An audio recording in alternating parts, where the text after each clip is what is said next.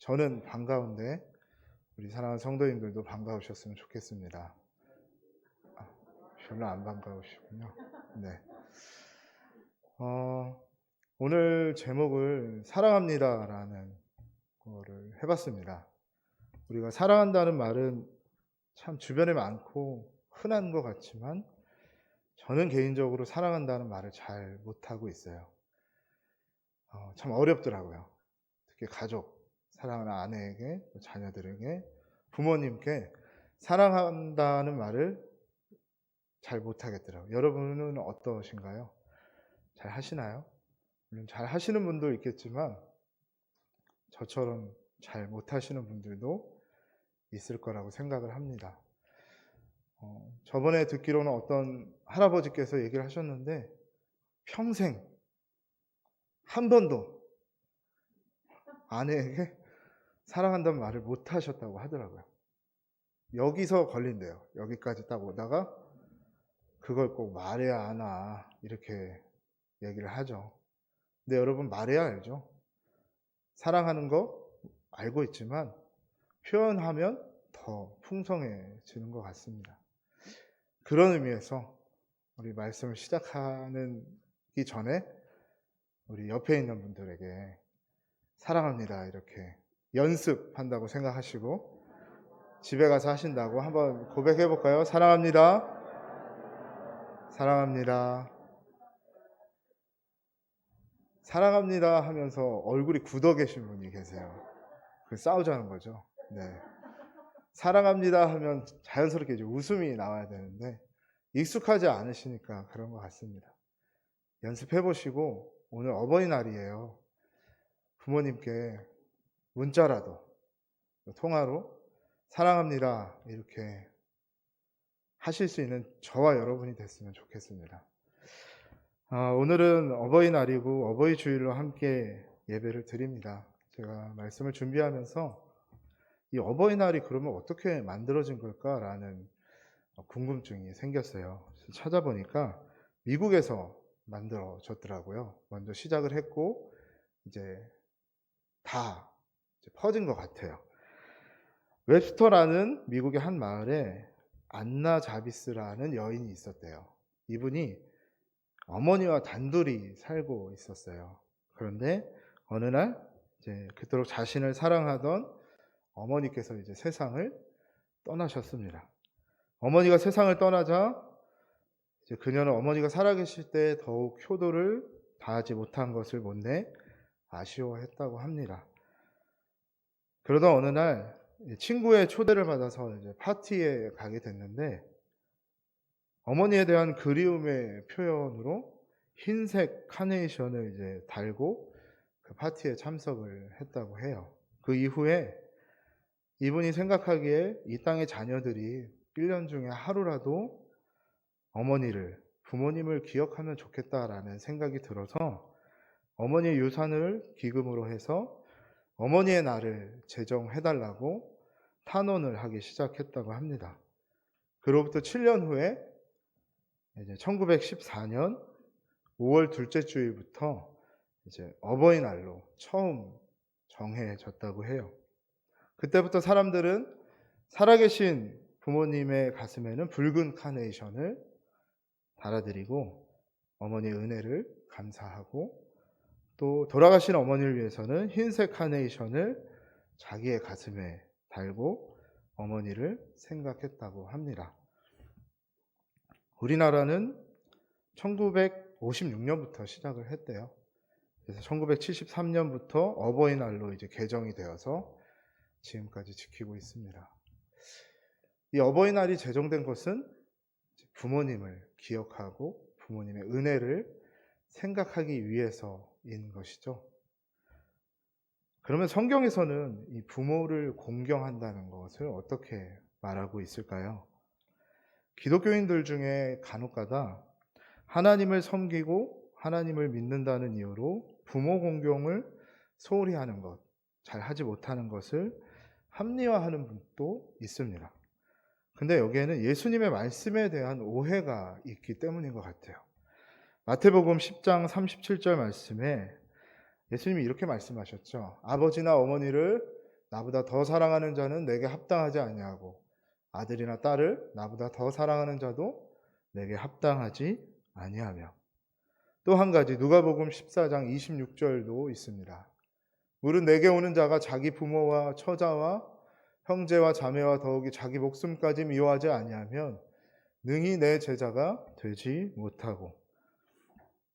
이 말씀들을 보면 실제로 부모님을 사랑하지 말라고 하거나 미워하라 이렇게 하시는 말씀이 아닌 것을 아시겠죠?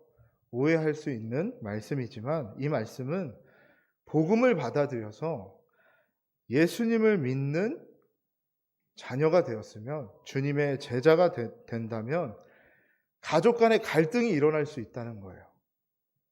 예수를 믿는 것으로 그 갈등이 일어나는 중에 신앙에 대해서 포기하지 말고 우선순위를 지키라는 겁니다. 신앙을 떠나는 것이 아니라 신앙을 지키고 그 안에서 지혜롭게 살아가는 가족들을 구원할 수 있도록, 복음을 전할 수 있도록 하나님 앞에 간구하는 것이죠. 도리어 성경 구약과 신약에서 일관되게 말하는 것은 부모를 공경하라고 합니다. 오늘 말씀 바울이 10계명 중에 부모를 공경하라는 이 5계명을 약속이 있는 첫 계명이라고 본문에 말하고 있습니다. 그것은 하나님께서 중요하게 생각하신다는 겁니다. 여기서 첫 계명이라는 말은 10계명 가운데 1계명이라는 것이 아니고요. 사람에 관련된 계명 가운데 첫 번째라는 겁니다. 우리가 잘 아는 것처럼 10계명은 1계명부터 4계명까지는 하나님을 사랑하는 거예요. 그리고 5계명부터 10계명까지는 이웃을 사랑하는 것, 인간과의 관계에서 지켜야 하는 것을 말합니다. 부모를 공경하는 것, 이것이 사람을 사랑하고 이웃을 사랑하는 계명, 그 중에서 첫 번째 계명이라고 오늘 바울이 말하고 있는 것입니다. 다른 계명들은 안식일을 거룩하게 지켜라, 간음하지 말아라, 도적질하지 말아라 이런 식으로 나오는데요. 부모를 공경하라는 계명만큼은 약속이 주어져 있는 겁니다. 하나님은 왜 그러면 다른 계명에는 없는 이 약속을 이 계명에만 특별히 말씀을 하셨을까요? 어버이 주를 맞아서 부모를 공경하라라는 이 말씀 속에 담겨있는 의미들을 우리가 함께 살펴보고 이 계명들을 우리가 어떻게 실천할 수 있을까 생각해보는 시간이 되길 소망합니다. 먼저 1절과 2절 말씀을 볼까요? 자녀들아, 주 안에서 너희 부모에게 순종하라. 이것이 옳으니라. 내 아버지와 어머니를 공경하라. 이것은 약속이 있는 첫 계명이니. 1절에서 너희 부모에게 순종하라 이렇게 말하죠. 그리고 2절에서는 내 아버지와 어머니를 공경하라. 이 두 가지 말은 같은 내용을 반복하고 있는 겁니다. 부모님께 순종하고 부모님을 공경하라 이렇게 말하고 있죠. 차이가 있다면 1절에서는 이것이 옳으니라, 이 말은 이것은 당연한 인간의 당연한 도리이다 이렇게 말하는 겁니다. 그리고 2절에 이것은 약속이 있는 첫 계명이니, 10계명 중에 유독 이 계명에만 하나님이 약속을 주셨다는 것입니다.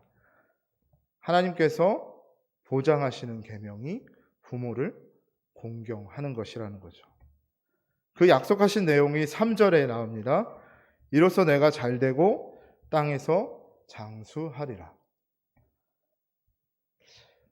여러분, 부모 공경하는 것이 잘되는 것이고 장수하는 것이다 라는 이 말씀이 여러분 어떻게 다가오시나요?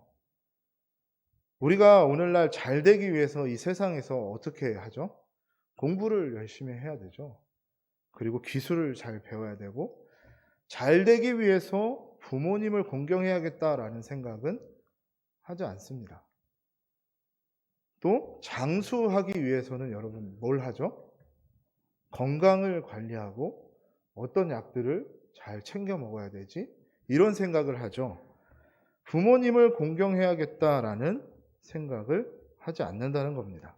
그러면 하나님이 약속하신 이 잘되고 장수한다라는 말이 무슨 의미일까요? 그냥 말 그대로 세상에서 말하는 잘 먹고 잘 살고 오래 사는, 요즘 100세 인생이죠. 오래 사는 그것을 하나님께서 말씀하시는 걸까요? 잘 된다는 것에 대해서 한번 이야기해보고 싶습니다. 사람이 태어나서 처음 만나는 권위자가 부모님입니다. 그래서 태어나서 부모를 절대적으로 의존하며 살아가게 되죠. 더구나 구약시대에는 직업까지도 부모로부터 이어받아서 살았습니다. 가업이라고 하죠. 그래서 부모에게 신앙교육과 직업교육을 다 받았기 때문에 부모의 권위는 절대적이었습니다. 그런데 지금은 시대가 많이 달라졌죠. 교육의 중심은 가정에서 학교로 옮겨졌습니다. 전통적으로 있어야 할 권위는 이제 설 자리가 없어요. 요즘에 이제 젊은 친구들이 많이 쓰는 꼰대라는 말을 쓰죠. 권위적인 사람을 그렇게 표현해요. 근거와 이유를 가진 합리적인 권위만이 인정되는 사회가 되는 겁니다. 내가 인정되고 납득이 되지 않으면 나에게 유익하고 의미가 있을 때에만 그 권위를 인정하겠다라고 말합니다. 그런데 여러분, 시대가 이제 달라졌으니까 부모 공경에 대한 계명도 달라져야 할까요? 그렇지 않습니다. 오늘 사도 바울은 신약 시대에도, 지금 살아가는 우리 시대에도 이 부모를 공경하라라는 이 계명은 여전히 하나님의 말씀이고 하나님의 약속이다라고 말하고 있는 것입니다. 인간의 죄성의 뿌리는 하나님과 같게 되려는 교만이었습니다. 근데 이 교만이라는 것을, 자기 중심을 깨트리려면 권위에 순종하는 것을 배워야 합니다. 복종한다는 것은 권위 아래에서 순종하는 거죠. 그런데 모든 인간이 가장 먼저 대하는 권위는 부모이고, 그래서 그 부모님과의, 자식과의 관계는 떼어낼 수 없는 겁니다.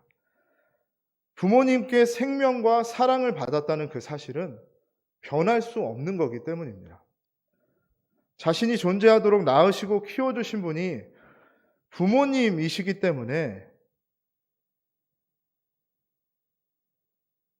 이유가 근거가 있는 권위에만 복종해야 된다는 이 세상 속에서도 가장 이해되지 않는 복종같이 느껴지지만 우리는 부모님을 공경해야 하는 것입니다. 부모님과의 관계가 여러분 어떠십니까? 세대 차이가 있죠? 그리고 가장 가까운 관계이기 때문에 쉽게 상처받고 또 상처를 주고 서운하고 많이 싸우기도 합니다. 저도 부끄럽지만 어머니랑 자주 싸우는 것 같아요. 안 그랬으면 좋겠는데 어머니가 저 잘 되라고 잔소리를 하시면 저는 이제 그 말을 듣고 예 어머니 잘 하겠습니다 이렇게 하면 참 좋을 텐데 엄마는 왜 했던 그 소리를 또 하세요? 저번에 했잖아요. 제가 알아서 할게요. 같은 패턴이죠. 지금도 어머니가 좋은 마음으로 저에게 하시지만 참 관계가 소통이 참 힘든 것 같아요. 그래도 여러분, 부모님과의 관계 속에서 때로는 부모님과 나가 맞지 않고 내 생각과 전혀 다른 이야기를 하시고 납득할 수 없는 일들이 일어날 수도 있고요. 그래도 여러분, 부모님은 부모님이라는 거예요. 부모님의 어떠함과 관계없이 부모님을 공경하라는 것입니다. 그래야만 우리 안에 있는 교만이라는 것이 깨어지고 부모 공경을 통해서 권위를 배우고 권위를 배워서 그 권위를 인정하고 살아갈 수 있게 되는 것. 그것이 세상에서 잘 되는 길이라고 말하고 있는 것입니다. 이어서 장수한다는 말씀을 볼까요? 성경에서, 구약에서 부모님과 관련된 말씀을 찾아보면요, 이런 말씀이 있습니다. 출애굽기 말씀에 율법이죠. 자기 아버지나 어머니를 치는 자는 반드시 죽일지니라. 자기의 아버지나 어머니를 저주하는 자는 반드시 죽일지니라. 자녀가 부모님에 대해서 부모를 때리거나 욕을 포함해서 저주하는 자는 반드시 죽이라고 하나님 말씀하셨어요. 또 신명기 말씀을 보면 부모에게 순종하지 않는 자를 이렇게 해라라고 말씀합니다. 그의 부모가 그를 끌고 성문에 이르러 그 성읍 장로들에게 나아가서 그 성읍 장로들에게 말하기를 우리의 이 자식은 완악하고 패역하여 우리 말을 듣지 아니하고 방탕하며 술에 잠긴 자라 하면 그 성읍의 모든 사람들이 그를 돌로 쳐 죽일지니 이같이 내가 너희 중에서 악을 제하라. 그리하면 온 이스라엘이 듣고 두려워하리라. 여러분, 어떤 부모가 순종하지 않는다고 자녀를 성문으로 끌고 가서 돌에 맞아 죽게 할까요? 이 말씀을 보면서 그럼에도 구약에서 하는 말은 부모의 말을 순종하지 않고 따르지 않는 그 권위를 인정하지 않는 자는 죽일 수도 있다. 공동체를 망치고 가정을 파괴하는 죄라는 것을 제거해야 되는 것이라는 것을 말하고 있는 겁니다.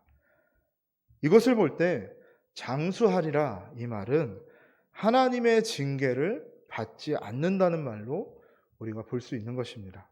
정리한다면 잘되고 장수한다라는 것은 이 땅에서의 삶이 풍성하고 복되게 된다는 의미입니다. 이렇게 말할 수 있는 것은 부모 공경을 통해 권위에 순종하는 것을 배우고 그것이 이 땅에서의 삶을 복되고 풍성하게 만들어 간다는 것입니다. 그런데 여기서 끝나는 것이 아니죠. 단순히 부모의 권위에만 복종하라고 이 계명을 주신 것이 아니라 부모의 권위인 첫 권위를 통해서 모든 권위에 순종하는 것을 배우도록 하셨습니다. 부모 공경을 통해 배우는 가장 중요한 권위가 무엇일까요? 하나님에 대해서 우리가 권위를 인정해 드리는 겁니다. 부모님을 순종하듯이 하나님의 말씀에 순종하고 예배하는 것입니다. 더 나아가 국가나 스승이나 윗사람들에 대해서도 그들의 권위에 대해서도 마찬가지입니다. 우리가 자주 쓰는 아버지라는 말이 있죠. 성경에 보면 아버지라는 말을 권위자를 대표하는 말로 많이 썼습니다. 예수님은 하나님을 아버지라고 하셨고요. 다윗은 사울에게 쫓겨 도망 다니면서도 사울 왕을 이야기할 때 내 아버지요 이렇게 이야기했습니다. 그리고 엘리사는 자신의 스승 엘리야에게 내 아버지요 아버지라고 표현을 했습니다. 부모 공경을 통해 앞으로 만나게 될 그 많은 권위들을 인정하고 순종하게 된 것입니다. 권위에 순종하라는 말을 들으면 항상 따라오는 질문이 하나 있습니다. 불의한 것을 강요하는 부모나 상사에게도 순종을 해야 합니까? 이런 질문이죠. 그런데 오늘 1절 말씀에 바울이 이렇게 말하죠. 자녀들아, 주 안에서 너희 부모에게 순종하라. 주 안에서 순종하라는 것은 주라는 더 큰 권위 안에서 순종하라는 말씀으로 우리가 볼 수 있습니다. 로마서 13장 1절 말씀을 보겠습니다. 각 사람은 위에 있는 권세들에게 복종하라. 권세는 하나님으로부터 나지 않음이 없나니 모든 권세는 다 하나님께서 정하신 것이니라. 모든 권세가 하나님으로부터 온 것이기에 하나님 주 안에서 하나님에 의해 제한된다는 겁니다. 예를 들어서 부모가 도둑질을 하라고 시켰습니다. 이것은 명백히 악한 것이죠.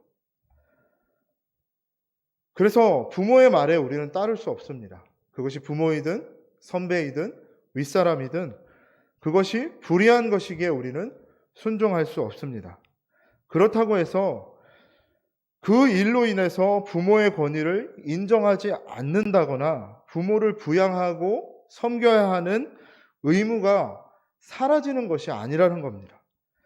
주 안에서 순종한다는 것은 어떤 조건에 부합이 돼서 내가 순종하는 것이 아니라 내가 주 안에 있기 때문에, 주님께서 내게 베푸신 은혜 때문에 내가 순종해야 된다는 것을 말하는 것입니다. 잘못된 강요에 따를 수 없지만 주님의 은혜 안에 거하는, 주 안에서 살아가는 자로서 부모님께 순종하고 부모님을 모시는 것을 버리면 안 된다는 것입니다. 이것은 부모와의 관계, 권위를 인정하는 관계에서도 마찬가지입니다. 그 잘못된 것을 인정하지 못할 수 있습니다. 그러나 하나님께서 주 안에서 인정하신 그 권위를 우리가 마음대로 무시하고 버려두지 말아야 한다는 것입니다. 부모님을 공경함으로 권위를 인정하는 것을 배운 사람은 더 큰 권위이신 하나님을 사랑할 수 있고 하나님을 예배할 수 있습니다. 즉 부모 공경이 하나님 사랑, 이웃 사랑으로 이어지는 시작점이 되는 것입니다.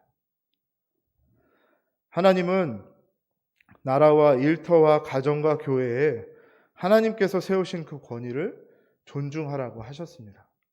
그것이 어떻게 가능할까요? 우리에게 주신 부모님을 우리가 공경하는 것에서부터 시작되는 것입니다.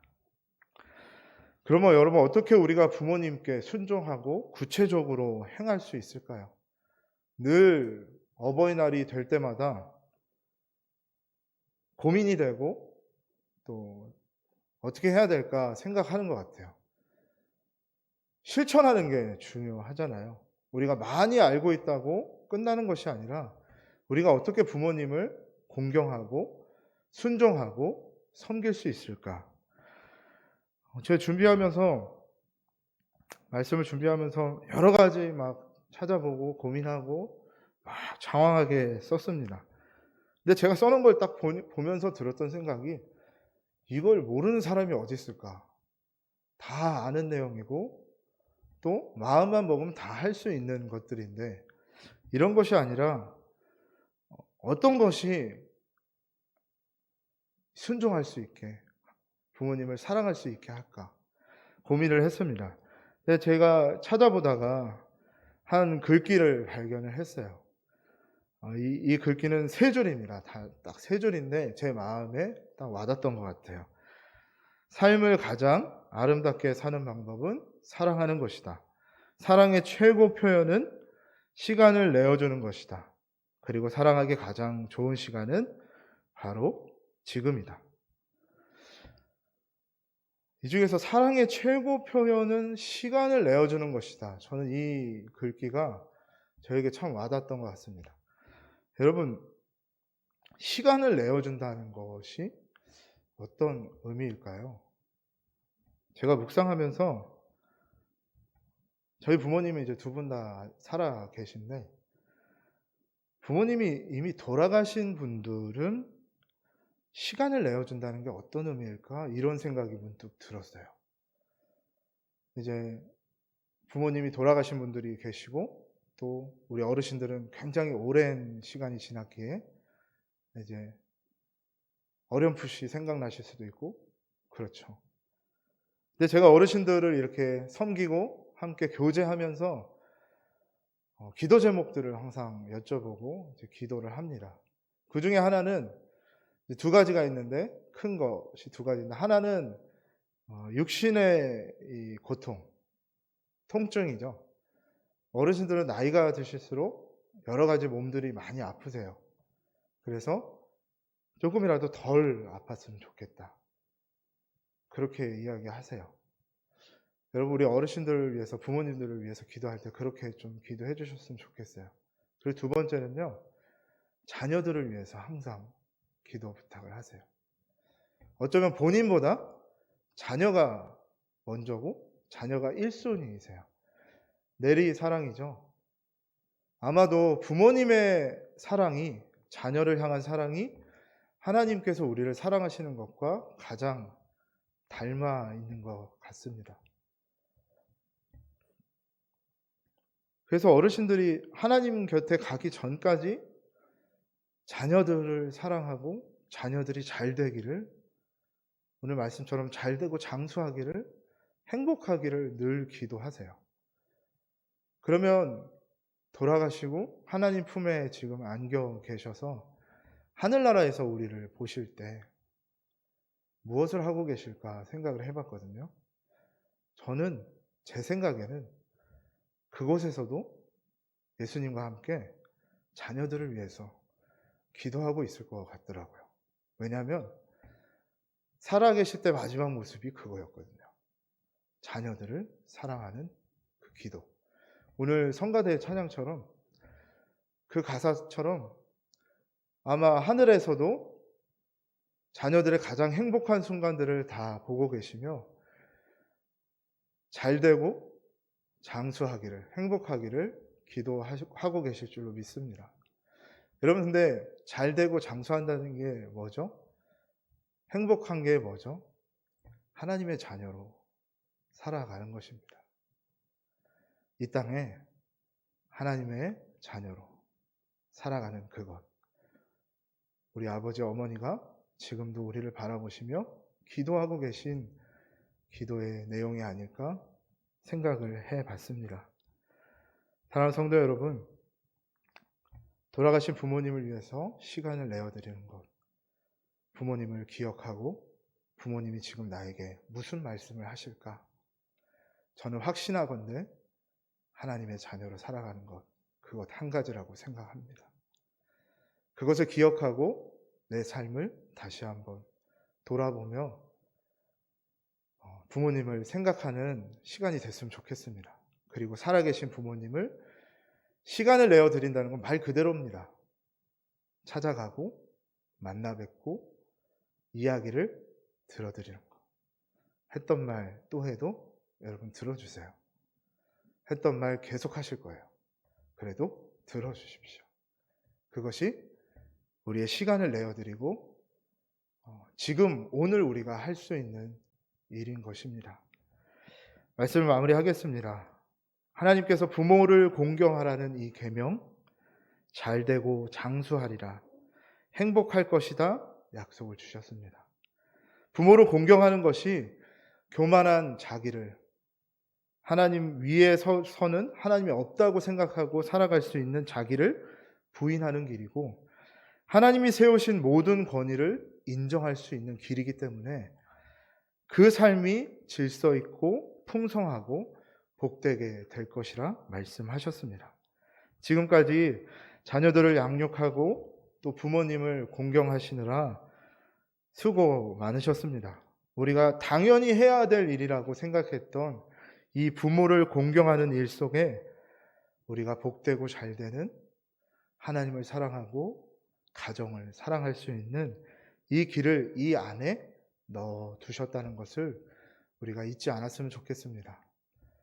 부모님, 사랑하는 어머니 아버지를 사랑한다고 말할 수 있는 용기가 오늘 여러분에게 있었으면 좋겠어요. 말씀을 마무리하면서 우리 한 번 더 연습하겠습니다. 우리 옆 사람에게 또 예배를 드리고 있는 가정에서 사랑합니다 한번 고백해 보겠습니다. 사랑합니다. 사랑합니다. 사랑합니다. 나의 부모님이 되어주셔서 감사합니다. 나의 아내가 나의 남편이 되어줘서 고맙습니다. 사랑하는 나의 자녀로 와주어서 감사합니다. 이렇게 오늘 가정 안에서 사랑을 고백할 수 있었으면 좋겠습니다. 꼭 그렇게 하셨으면 좋겠습니다. 우리 하나님